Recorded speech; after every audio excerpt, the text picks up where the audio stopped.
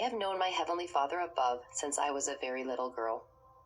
He taught me how much He loves me. He taught me to love myself, to see myself as He sees me. He showed me, as I began to feel love for myself, how much is ahead for me.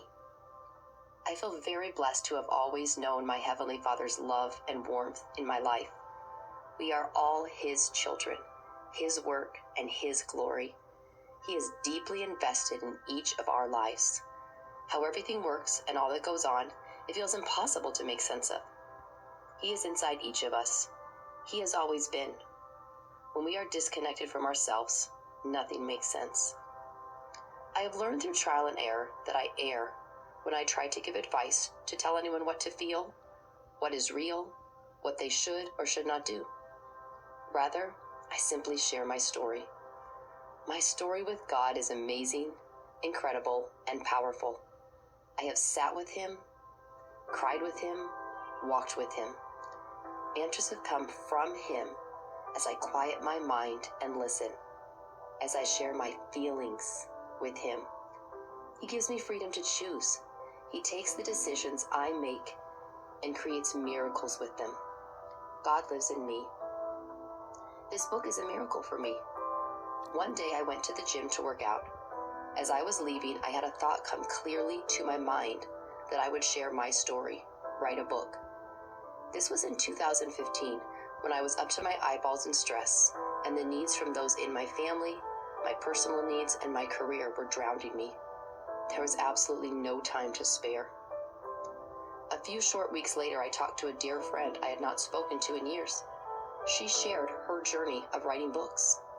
I felt a desire to follow this path. I tucked this idea away in my heart. A few years later, thoughts entered my mind again about writing. Little did I know that God was preparing my heart. In February of 2020, a few people close to me joked about my book, a tender prayer in my heart that I had never shared with them. They literally asked me when my book was coming out. I felt hesitant. God told me it was time. I have learned to listen to Him.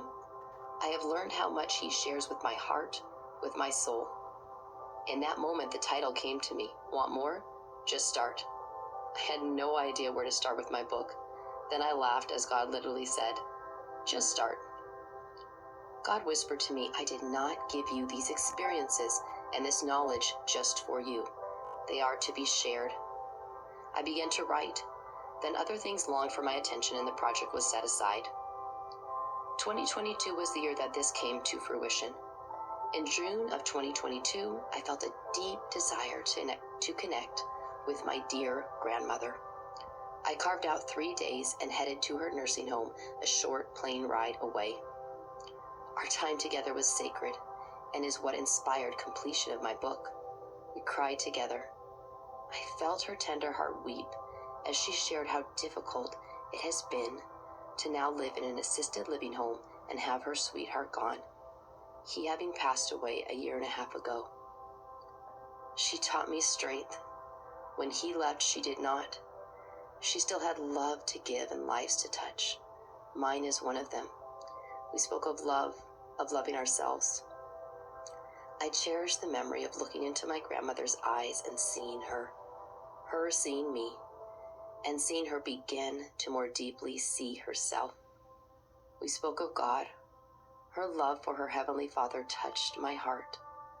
As we talked of what truly loving ourselves looks like, she asked me to share with others the importance of this deep love and how to be our own best friend. God is truly a personal God, a very personal God. We have personal lives with personal circumstances that need personal attention. So guess what? That is what He offers us. Personal answers. Simply ask Him. Did I not speak peace to your heart?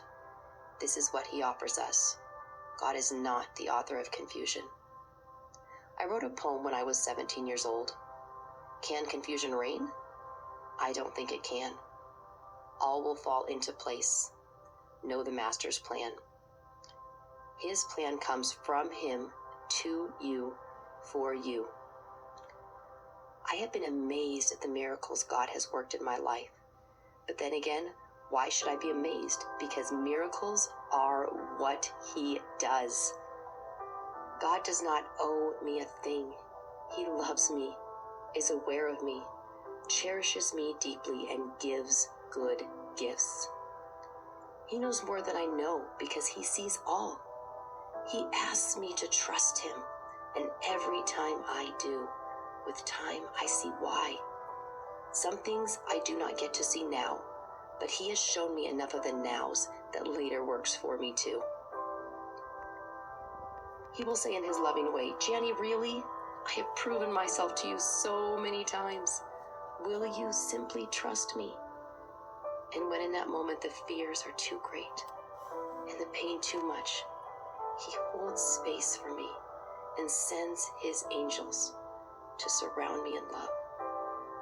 His promises he has given me to my heart, heart to heart, spirit to spirit, are too beautiful to put into words.